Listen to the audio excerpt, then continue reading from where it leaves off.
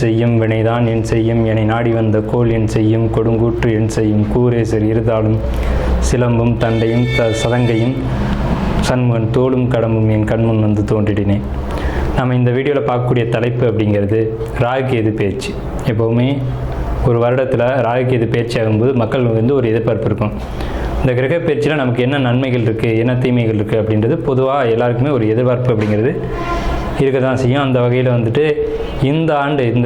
இந்த ஆண்டினுடைய ஆங்கில தேதியானது மே மாதம் 18ஆம் தேதி அன்னைக்கு தமிழ் வருஷம், தமிழ் புத்தாண்டு பிறக்க போகுது. தமிழ் புத்தாண்டு விஸ்வாசு வருடம் 13ஆம் தேதி, சித்திரை 13ஆம் தேதி, அதாவது சித்திரை மாதத்துக்கு விஸ்வாச வருடத்தினுடைய முதல் மாதமான சித்திரை மாதத்தினுடைய 13ஆம் தேதி மாலை மணி 5:25க்கு. இது சரியான டைம் பார்த்திங்கன்னா ராகு காலம். இது ஞாயிற்றுக்கிழமை அன்றைக்கி இந்த ராகு பயிற்சியானது நடக்குது. இந்த ஞாயிற்றுக்கிழமை 4 to 6 எப்போவுமே ராகு காலம் அப்படின்ற காலம் பஞ்சாங்கத்தில் குறிக்கப்பட்டிருக்கு. இந்த ராகு காலத்தில் தான் இந்த ராகு பகவான் பயிற்சி ஆகிறார். ராகு பகவான் எங்கேருந்து பயிற்சி ஆகிறாங்க அப்படின்னு பார்த்தீங்கன்னா மீனத்துலேருந்து கும்பத்துக்கு பயிற்சி ஆகிறாங்க, ஆன்டி கிளாக் வைஸ், அதை எதிர் சுற்று வழியாக. அதே சமயத்தில் கண்ணியில் இருக்கக்கூடிய கேது பகவான் சிம்மத்துக்கு பயிற்சி ஆகிறாங்க. இப்போ இந்த ராகு கேதுக்கள் அப்படின்ற பிளானட் உங்களுக்கு உபய ராசிகள்னு சொல்லக்கூடிய மீனத்திலையும் கண்ணிலையும் இவ்வளோ ஆண்டு காலம் இருந்துட்டு, இந்த 13 மாதங்கள் இருந்துட்டு பயிற்சி சிற ராசிகள்னு சொல்லக்கூடிய கும்பத்துக்கும் சிம்மத்துக்கும் பயிற்சி ஆகிறாங்க. இந்த ராகுகேது பயிற்சி எப்போவுமே 180 பாகை நேர் எதிர் சுற்றில் தான் பயிற்சி ஆகும். 1ஆம் பாதம் மற்றும் 2ஆம் பாதம் கொண்ட மகர ராசி நேர்கள் 2025 ராகுகேது பயிற்சி எப்படி இருக்கும் அப்படின்னு பார்த்தீங்க அப்படின்னா, அவிட்டம் நட்சத்திரம்னாலே இது செவ்வாயினுடைய நட்சத்திரம்.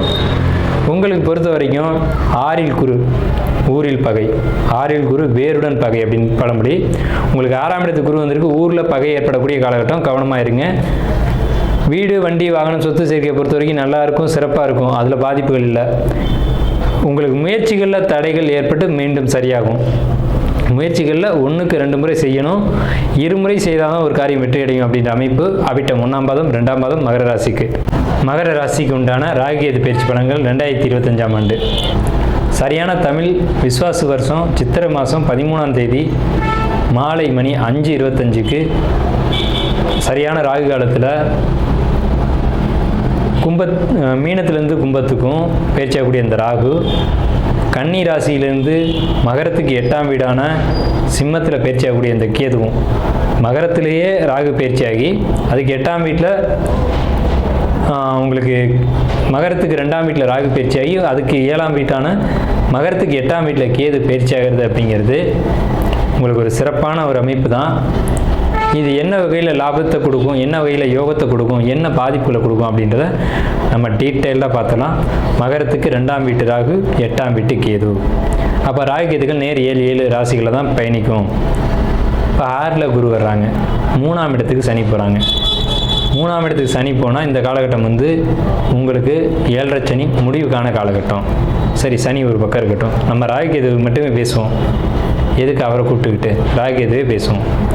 ராகு 2ஆம் இடத்துல இருந்தால் நல்லதா கேட்டதா அப்படின்னு கேட்டிங்கன்னா என்னுடைய தனிப்பட்ட கருத்து அப்படிங்கிறது நல்லது தான். ஏன்னா வருமானத்தை பெருக்கி கொடுத்துருவார். இது வரைக்கும் இழக்கிறதுக்கு எதுவுமே இல்லைன்ற கட்டம், இனி இழப்பதற்கு ஒன்றும் இல்லைன்னு 0 அப்படின்ற இடத்துல இருந்து நீங்கள் வருமானத்தை பிரம்மாண்டமாக பார்க்கக்கூடிய காலகட்டம்.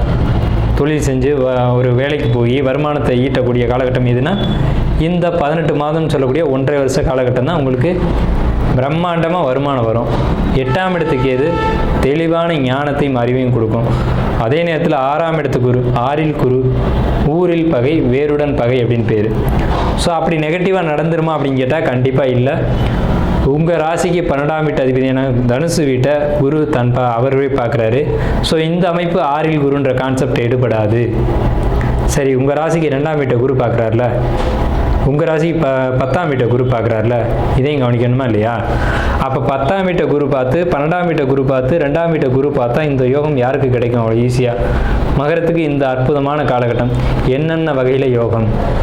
10ஆம் வீடுன்ற தொழிலுக்கு யோகம், 2ஆம் வீடுன்ற வருமானத்துக்கு யோகம், ராசிக்கு 12ஆம் வீடுன்ற அயன சயன போகங்களுக்கு யோகம்.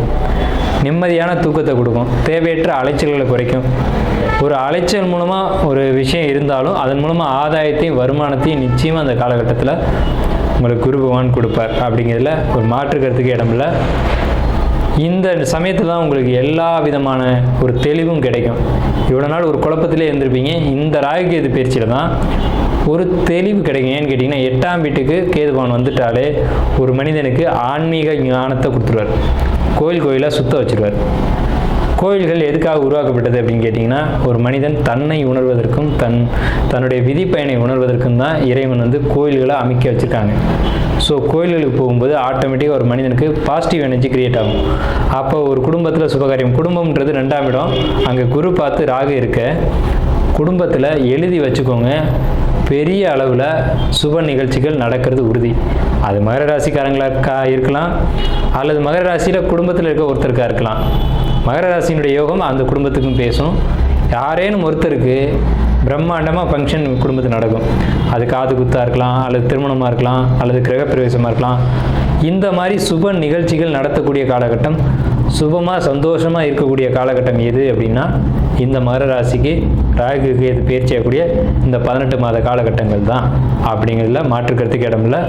ஸோ குடும்பத்தில் மகிழ்ச்சி, சந்தோஷம், வீட்டுக்கு போனால் ஒரு நிம்மதியான சூழல், கணவன் மனைவி ஒற்றுமை, காதலன் காதலி ஒற்றுமை, தந்தை மகன் ஒற்றுமை, தாய் மகன் மகள் ஒற்றுமை அப்படிங்கிறது இந்த 18 மாத காலகட்டத்தில் தான்.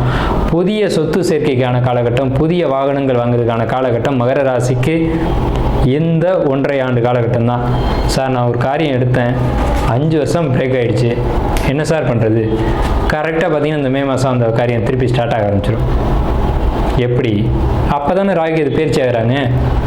ராகு கேது தான் சார் ஒரு காரியத்தை தொடங்கவும் முடிக்கவும் முடியும். தொடங்குறதுக்கும் முடிக்கிறதுக்கும் ராகு கேதுடைய தொடர்பு வேணும்.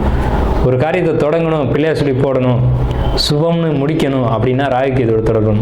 ஆரம்பிக்கிறது ஒருத்தர், முடிக்கிறது ஒருத்தர். அவங்க இல்லாமல் ஆரம்பமும் இல்லை, அவங்க இல்லாமல் முடிவும் இல்லை. ஸோ ஆரம்பிக்கக்கூடிய கிரகம் 2ஆம் இடத்துலையும் முடிக்கக்கூடிய கிரகம் 8ஆம் இடத்துலையும் இருக்கிறதுனால ஆரம்பம் முடிவு உங்களுக்கு இந்த காலகட்டத்தில் சிறப்பாக முடியும். நான் என்னுடைய அனுபவத்தை வச்சு நம்மளுடைய கருத்தை சொல்கிறேன். நீண்ட காலம் பெண்டிங்கான ஒரு காரியம் உங்களுக்கு கண்டிப்பாக இந்த சமயத்தில் நிறைவேறும் அப்படிங்கிறது நம்மளுடைய ஆணித்தரமான கருத்து. ஸோ மகர ராசியை பொறுத்த வரைக்கும் எல்லா வகையிலையும் பாசிட்டிவ். 99% நல்ல பலன்கள் தான் இருக்குது. 99.9% மகர ராசிக்கு நல்ல பலன்களே அப்படிங்கிறதுல மாற்று கருத்துக்கே இடமில்லை. எந்த பிளானட்டும் உங்களுக்கு நெகட்டிவாக இல்லை.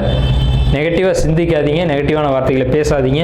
இந்த காலகட்டங்களில் அப்படி வரதுக்கான வாய்ப்புகள் உண்டு. 2ஆம் இடத்து ராகு அப்படிங்கிறதுனால குரு பார்வை செய்ததுனால அதை குறைச்சிக்கிறீங்க. சுபமான வார்த்தைகள் பேசுங்க, வாழ்க்கை சுபமாக இருக்கும், வருமானம் பெருகும், வாழ்க்கை தரம் உயர்ந்த காலகட்டத்தில் ராகு கேது பயிற்சியான இந்த 18 மாத காலகட்டத்தில் வாழ்த்துக்கள்.